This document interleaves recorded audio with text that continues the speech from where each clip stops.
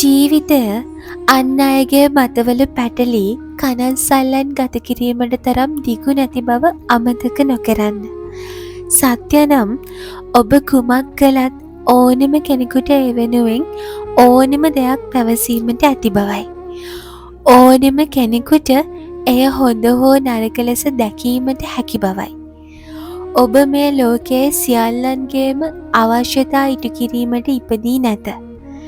ඔබ ඉපදී ඇත්තේ ඔබව ගොඩනගා ගැනීමට, සතුටින් සිටීමට මිස අන් අයව සතුටු කිරීමට නොවේ.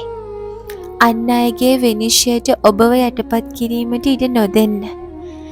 සියල්ල ලෝකයට අවශ්‍ය ලෙස පරිපූර්ණ විය යුතු නැත.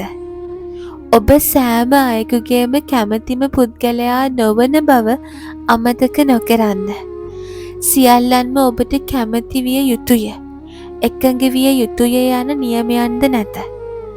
අමතුමකින් කෙටි පණිවිඩයකින් හැසිරීමකින් හෝ ඔබව මගහරින්නන්ට මගහැරෙන්නට ඉඩ දෙන්න.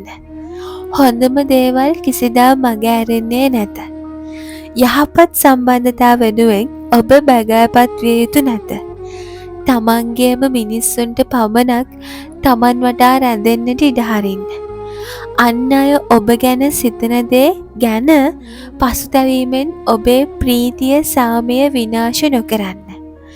අන් අයගේ හැසිරීම් වචන නිසා සතුටු විය හැකි කාලය අපතේ නොයවන්න. ඔබේ වටිනාකම විවාදයට සුදුසු නොවන බව ඔබටම මතක් කර දෙන්න. අන් අයට ඔබේ සතුට සොරා ගැනීමට ඉඩ නොදෙන්න. මන්ද මෙය අන් අයගේ නොව ඔබේ ජීවිතයයි.